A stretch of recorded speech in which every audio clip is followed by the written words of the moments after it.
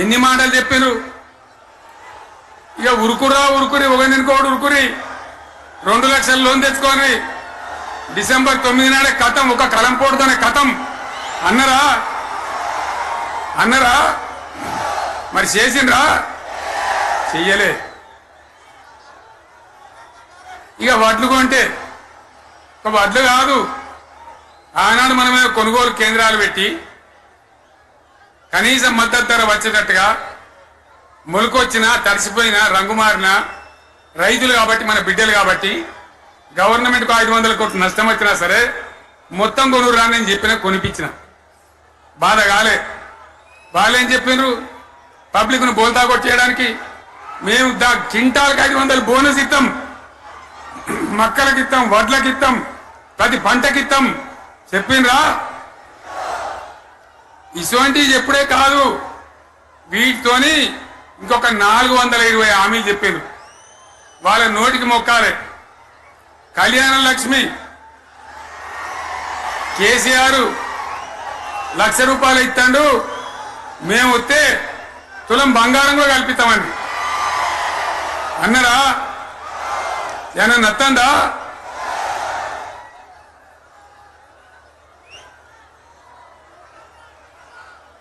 ఇక హామీలు ఇచ్చుడు కాదు, పెద్ద పెద్ద బుక్కులు వంచి ఊరూరికి వంచారు.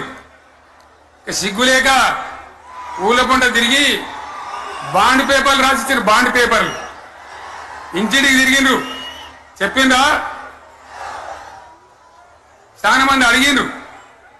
మరి మీరు అడ్డగోలు చెప్తున్నారు, అడ్డం పొడుగు చెప్తున్నారు, ఎటువంటి అంటే చెప్తున్నారు, యాడికెళ్ళి ఇస్తారా భయ అని అడిగిండ్రు. పేపర్ వాళ్ళు అడిగిండ్రు. ఇప్పుడు ఆర్థిక మంత్రి ఉన్నాయన టీవీలలో చెప్పిండు, ఆయన ఇస్తాం చేసి చూపిస్తాం, మాది పేద పార్టీ, 120 ఏళ్ళ అనుభవం ఉన్న పార్టీ, మమ్మల్ని మించిన సిపాయిలు లేరు అని ఒకటి జబ్బలు తరిచే, ఒకటి మెడలు తరిచే డైలాగులు కొట్టి మేము ఇచ్చేస్తామన్నారు. ఇచ్చిండ్రా? ఇయ్యలే. రుణమాఫీ చేయలే. మధ్యలో పార్లమెంట్ ఎలక్షన్ వచ్చినాయి. అప్పుడు నాకు కాలు ఇరిగింది, మెంటుకుంటున్నాం, మళ్ళీ నేను బయలుదేరిన. ఆ దెబ్బకి ఏం చేసిండ్రు? తెలంగాణలో ఎన్ని దేవుళ్ళు ఉన్నాయో అన్ని దేవుళ్ళ మీద ఒట్టు పెట్టుకున్నారు. పెట్టిండ్రా? బహిరంగ సభలలో ఆడిడ కూడా కాదు.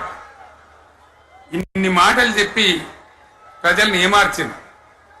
ఒక ఉచిత బస్ అని పెడితే అది జుట్లు పట్టుకొని కొట్టుకుందానికి మనకత్తాను తప్ప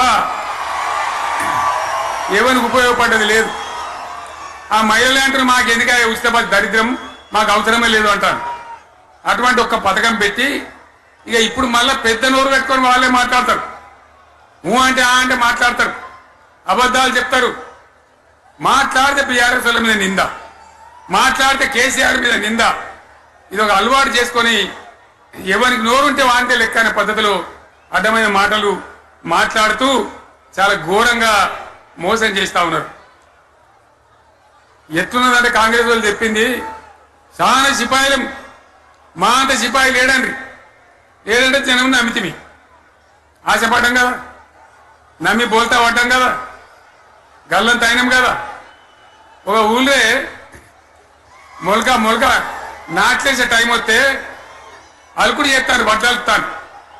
మొలకకి అలుకుడు చేస్తాం కదా, తుకాలు పోయేమా పెద్ద మొగోడని ఒకటి పిలిచిరట.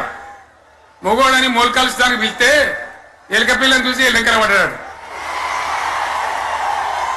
ఇక మా అంత సిపాయిలు లేరు, మేము తెచ్చే ఇస్తాం, 6 సందమామలు పెడతాం, 7 సూర్యులు పెడతాం అని నమ్మబలికి ప్రజలను దగా చేసి మంచిగున్న తెలంగాణ నాగం పట్టించి ఓట్లు వేయించుకొని ప్రజలను మోసం చేసిండ్రు, దగా చేసిండ్రు. ఈ మాట నిజం, మీ అందరికి తెలుసు. ఇవాళ ఏం మాట్లాడతారు?